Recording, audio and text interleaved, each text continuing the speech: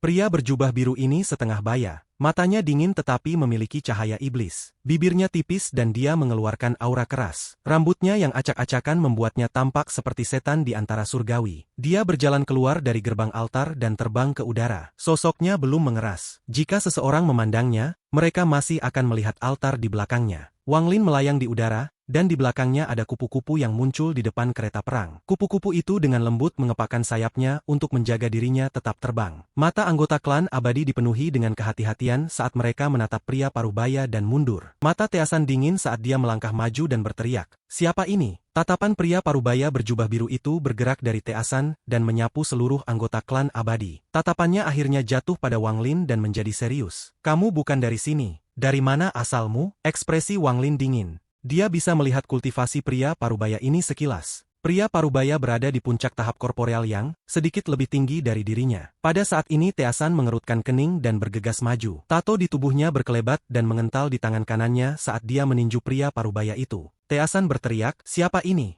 Busur!"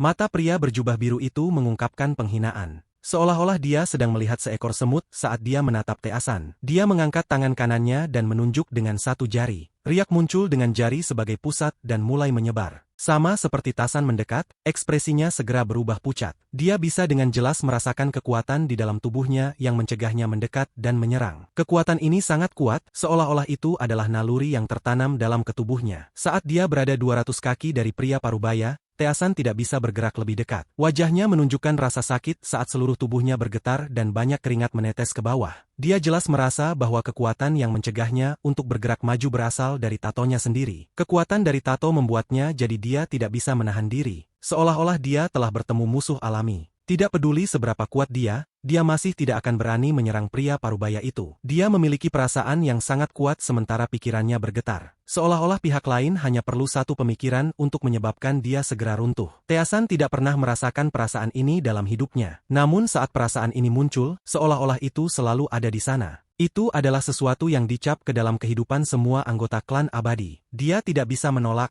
Tubuh Teasan bergetar. Saat tatapan pria parubaya itu mendarat padanya, ia bahkan memiliki dorongan untuk berlutut dan menyembah pria parubaya itu. Namun karena martabatnya sendiri, Teasan mengepalkan giginya dan menghentikan perasaan yang datang dari jiwanya dan tato di tubuhnya. Geraman perjuangan yang hampir seperti raungan datang dari tenggorokannya, dan matanya merah. Apa yang keluar dari tubuhnya bukan lagi keringat, itu darah. Sambil berjuang, Teasan mengangkat kakinya dan mengambil langkah lain. Tubuhnya bergetar sekali lagi seolah-olah dia sedang menghadapi dunia. Langkah ini hanya naik, dan sebelum bisa mendarat, penglihatan Teasan menjadi hitam dan dia batuk darah. Tubuhnya tidak bisa lagi menahan kekuatan. Seolah-olah ada tangan yang besar dan tak terlihat menekannya dan membuatnya berlutut. Dua aliran darah keluar dari matanya. Matanya berisi campuran kesedihan dan pantang menyerah, tetapi tubuhnya tidak bisa lagi berdiri. Dia hanya bisa berlutut. Pria parubaya itu mencibir, "Kamu klan yang lebih rendah berani melawan jejak budak. Jika bukan karena aku tidak ingin membunuhmu, kamu akan mati hanya dengan pikiran dari surgawi ini. Sekarang enyahlah."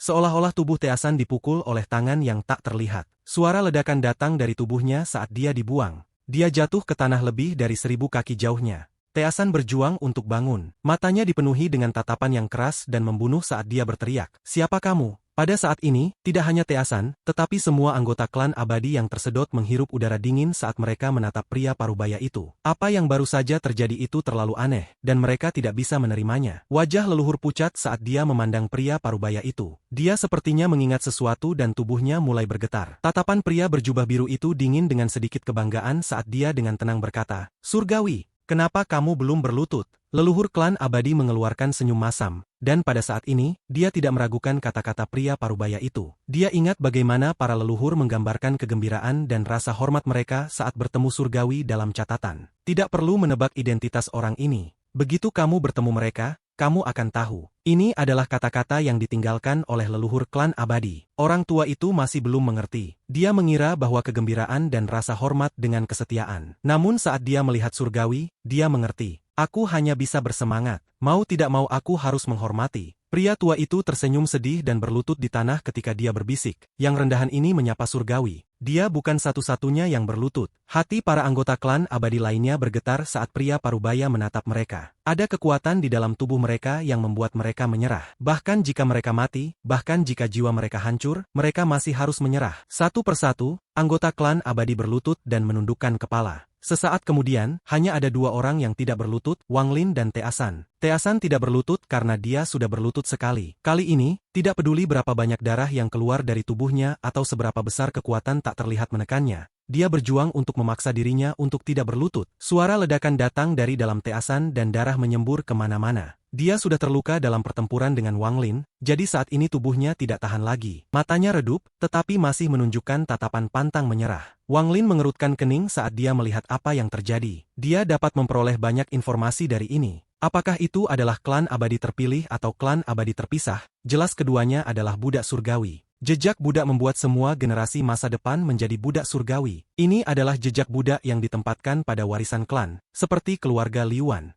Jika bukan karena masalah dengan Liuan, Wang Lin tidak akan bisa menyadari. Pada saat ini, dia jelas mengerti segalanya. Jejak budak menyatu dengan tato dari anggota klan abadi. Jejak budak ini sangat sombong dan jauh lebih kuat daripada yang digunakan pada keluarga Liuan. Bagaimanapun yang digunakan pada keluarga Liuan, hanya membuat keluarganya melayani satu surgawi. Namun jejak budak ini berbeda. Sangat mungkin bahwa itu membuat mereka berlutut ke semua surgawi. Ini bukan lagi manipulasi, melainkan perbudakan total. Itu membuat seluruh klan menjadi milik surga. Selain itu, karena ada anggota klan abadi di planet Suzaku, maka jelas ada lebih banyak anggota klan ini. Mata Wang Lin menjadi serius saat ide berani memasuki pikirannya. Kemungkinan bahwa sudah lama, sebelum alam surgawi runtuh, ada sebuah klan. Klan ini sangat kuat, bahkan cukup kuat untuk menghadapi alam surgawi. Namun pada akhirnya, mereka dikalahkan oleh para surgawi. Bahkan mungkin keempat alam surgawi datang bersama-sama untuk melantunkan mantra yang sangat kuat yang mengubah semua generasi klan ini menjadi budak bagi para surgawi. Wang Lin hanya bisa menghela nafas saat melihat anggota klan abadi gemetar dan berlutut tanah. Tatapan pria berjubah biru itu mendarat di Teasan. Dia kemudian mengerutkan kening saat dia mengangkat tangan kanannya dan menunjuk ke arah Teasan. Ledakan datang dari dalam Teasan dan kemudian sejumlah besar darah keluar dari pori-porinya dan dia berlumuran darah. Berlutut dan membungkuk. Suara pria berjubah biru itu dingin.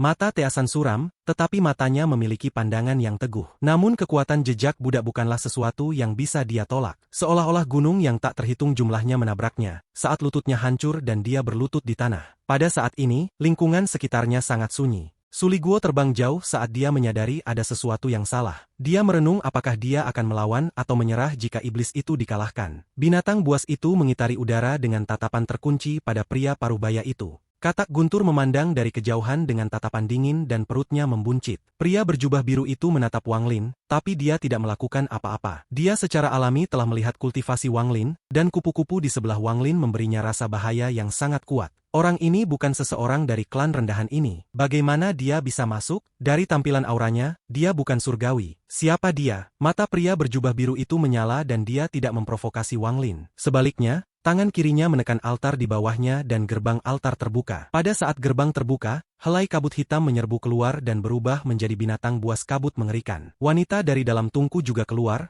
tetapi dia tidak keluar dari gerbang. Dia hanya menatap dingin ke Wang Lin. Saat binatang kabut muncul, ekspresi anggota klan abadi berubah. Namun kekuatan dari jejak budak membuat mereka tidak bisa bangun. Itu hampir merupakan naluri yang tidak bisa mereka tolak. Binatang-binatang kabut mulai terbentuk dan dengan cepat membuka mata mereka. Tatapan dingin mereka bersinar cerah saat pria berjubah biru itu menunjuk ke tanah. Binatang buas kabut ini dengan cepat bergegas menuju tanah. Adegan ini menyebabkan mata Wang Lin menyusut. Salah satu binatang kabut berubah menjadi burung 5 cakar saat bergegas menuju anggota klan abadi. Itu menarik anggota klan ke udara dan mengeluarkan teriakan yang menembus tubuh anggota klan itu. Tubuh anggota klan itu meledak menjadi kabut darah yang diserap oleh binatang kabut. Bahkan sampai saat kematian, anggota klan itu tidak menolak sama sekali. Ada jejak perjuangan di matanya, tetapi itu terlalu lemah. Di sisi lain, binatang kabut lainnya mendekat pada anggota klan abadi dan menelan mereka satu persatu. Daerah itu langsung dikelilingi oleh bau darah. Seiring dengan aura ini ada rasa sedih dan tak berdaya yang mendalam. Setiap anggota klan yang mati tidak bisa menolak.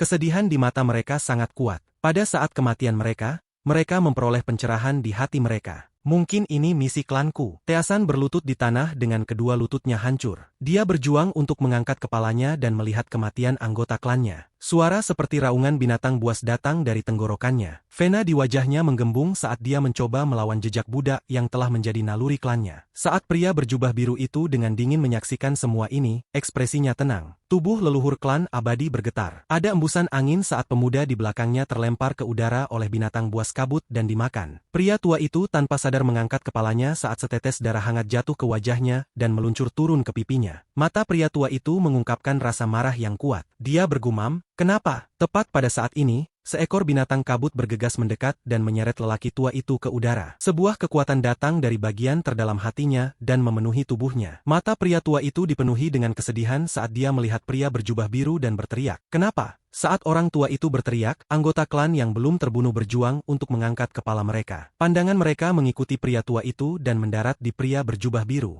Tatapan ini dipenuhi dengan kesedihan dan kemarahan yang tak ada habisnya. "Misimu adalah untuk memberi makan binatang kabut, dan tidak ada alasan. Aku tidak akan membiarkan kalian semua mati, karena aku ingin kamu mereproduksi generasi mendatang." Suara pria berjubah biru itu sangat tenang. Tepat pada saat ini, salah satu binatang kabut bergegas ke kejauhan. Targetnya adalah anak-anak yang bersembunyi di dalam bangunan. Pria berjubah biru itu sedikit mengernyit, tetapi dia tidak menghentikan mereka. Pria tua itu mengeluarkan senyuman sengit saat binatang kabut itu berlari ke arahnya, dan dia akan pingsan. Tepat pada saat ini, Wang Lin menghela nafas dan menunjuk ke kosongan. Binatang buas kabut yang hendak melahap orang tua itu jatuh. Pria tua itu menatap binatang kabut yang mendekati bangunan. Dia bahkan bisa mendengar anak-anak memanggil panik. Mereka menyerukan dilakukan cinta mereka. Anggota klan abadi berjuang untuk bangun. Raungan yang seperti geraman keluar dari mulut mereka seperti orang gila. Meskipun lutut Teasan hancur, matanya merah saat dia berjuang untuk bangun. Bahkan jika tulangnya hancur lagi, dia masih perlu berdiri. "Surgawi, menurutmu apa klanku?" "Klanku menjaga Tungku Yin misterius selama bertahun-tahun yang tak terhitung jumlahnya. Tetapi apa yang kita dapatkan? Itu adalah binatang buas kabut dan kematian yang tak terhitung jumlahnya dari anggota klan. Sekarang akhirnya aku tahu bahwa binatang buas kabut inilah yang dijaga klanku. Bahwa misi klanku adalah untuk menjadi makanan bagi binatang kabut ini. Karena memang begitu,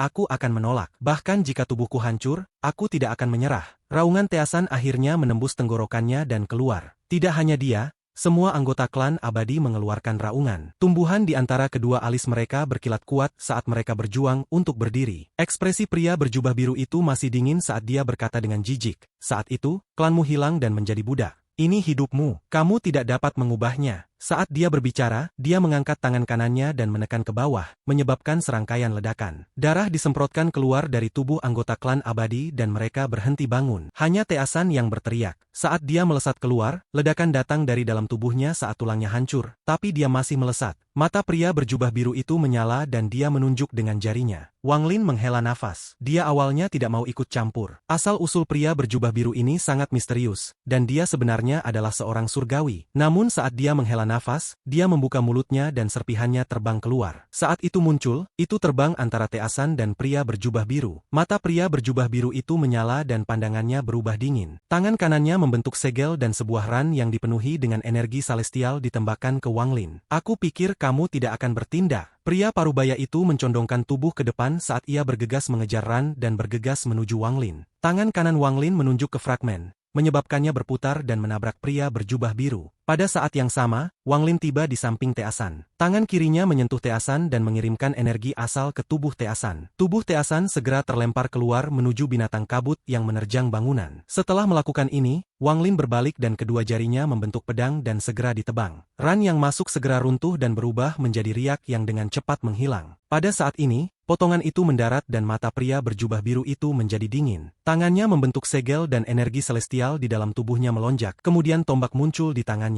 Tombak ini putih dan mengeluarkan energi celestial yang kaya. Dia tertawa saat dia menghancurkan tombak ke fragmen yang masuk. Terdengar suara keras dan pria berjubah biru itu terbentur ke belakang. Matanya menjadi serius. Namun fragmen itu juga didorong mundur beberapa kaki. Ketika pria parubaya mundur, dia berteriak, "Budak rendahan, serang aku." Saat suaranya memasuki telinga anggota klan abadi yang berjuang, perintah menjadi naluri mereka dan mereka tidak bisa menahan diri. Mata mereka dipenuhi dengan kesedihan dan perjuangan, tetapi tubuh mereka semua bergegas menuju Wang Lin. Mata Wang Lin menyala dan dia mundur. Kupu-kupu yang dibentuk oleh kereta perang masih mengikuti Wang Lin. Sekarang Wang Lin mundur, ia mengikuti Wang Lin seperti bayangan. Wang Lin punya ide. Dia tidak jelas tentang kekuatan kereta perang pembunuh dewa ketiga. Matanya menyala saat tangan kanannya membentuk segel dan menekannya ke tubuh kupu-kupu. Niat membunuh muncul di mata Wang Lin dan dia menunjuk pria berjubah biru. Kupu-kupu itu tidak bergerak sama sekali dan sayapnya dengan lembut berkibar, tetapi kali ini itu sedikit lebih cepat. Bubuk 5 warna jatuh dari sayapnya dan perlahan melesat daerah itu. Pria berjubah biru itu segera berhenti, dan matanya dipenuhi dengan kehati-hatian. Dia sudah lama memperhatikan kupu-kupu, dan kupu-kupu itulah yang membuatnya merasa takut. Kalau tidak, dia pasti sudah menyerang bukannya menunggu sampai sekarang. Anggota klan abadi semua terbang ke udara tanpa kendali mereka dan terbang menuju Wang Lin. Perjuangan di mata mereka menjadi lebih kuat, tetapi mereka tidak bisa menahan kekuatan jejak Buddha. Mata Wang Lin bersinar terang saat dia menatap kupu-kupu. Dia ingin tahu kekuatan apa yang dimiliki kereta perang pembunuh dewa ketiga ini. Kupu-kupu meninggalkan sisi Wang Lin dan terbang ke depan. Sayapnya tiba-tiba berhenti sejenak tetapi kemudian mengepak dengan lembut lagi. Ini tidak menimbulkan gangguan, tetapi wajah pria berjubah biru yang waspada di kejauhan tiba-tiba menjadi pucat. Tidak ada angin di sekitarnya, tetapi rambutnya terbang ke belakang. Ledakan datang dari tubuhnya, menyebabkan dia tersentak ke belakang dan mengeluarkan seteguk darah. Kabut darah mengembun menjadi kupu-kupu, dan saat itu muncul, ia mengepakkan sayapnya. Ledakan lain datang dari dada pria berjubah biru dan darah menyembur keluar. Darah berubah menjadi kupu-kupu lain dan mengepakkan sayapnya. Saat suara bergema, pria berjubah biru itu terus-menerus terbentur. Setiap ini terjadi, sejumlah besar darah akan menyembur keluar dan berubah menjadi kupu-kupu. Setiap kepakan sayap kupu-kupu menyebabkan kerusakan yang tak terbayangkan. Matanya dipenuhi kengerian dan bahkan ada jejak ketakutan di dalamnya. Dia tidak bisa melawan sama sekali. Seolah-olah semua yang ada di dalam tubuhnya bukan miliknya dan disegel oleh kekuatan misterius. Kupu-kupu itu muncul kembali sekali lagi dan lelaki berjubah biru itu terlempar kembali. Ini berlanjut sampai dia berada lebih dari 10.000 kaki. Ketakutan di matanya telah mencapai batas. Saat dia berjuang, pria berjubah biru itu mendesis. Guntur, meledak. Suara gemuruh datang dari tubuhnya dan tangan kanannya jatuh, melepaskan kekuatan destruktif. Meminjam ledakan ini, ia dapat mengembalikan kontrol sementara untuk tubuhnya, tetapi wajahnya sangat pucat. Dia ketakutan, dan ketakutan ini hampir memenuhi seluruh tubuhnya. Mantra apa ini? Harta macam apa ini? Dia belum pernah melihat harta yang sedemikian aneh dalam hidupnya. Hanya kepakan sayap kupu-kupu yang hampir membuatnya jatuh. Pada saat ini dia menyerbu menuju altar untuk melarikan diri. Mata Wang Lin menyipit dan dia menghirup udara dingin. Dia memiliki koneksi misterius dengan kereta perang pembunuh dewa, dan dia merasa kereta ini belum menggunakan serangan yang paling kuat. Tepat pada saat ini, kupu-kupu 5 warna di sebelah Wang Lin dengan lembut mengepakkan sayap kirinya. Pria parubaya yang dengan cepat melarikan diri baru saja memasuki pintu altar. Pada saat ini, tubuhnya bergetar dan matanya dipenuhi dengan rasa tidak percaya. Tubuhnya mulai menghilang mulai dari kakinya, dan hanya dalam beberapa saat, seluruh tubuhnya telah menghilang. Pria berjubah biru itu mati. Di suatu tempat di binatang Nether, ada kekosongan hitam tak berujung, dan seseorang duduk di kekosongan hitam dan mengeluarkan kabut hitam. Yang aneh adalah bahwa ada energi celestial di dalam kabut hitam itu. Pada saat ini, dia membuka matanya dan menatap lurus ke depan. Matanya dipenuhi dengan kejutan. Karena bisa menghancurkan avatarku dengan mudah. Harta macam apa itu?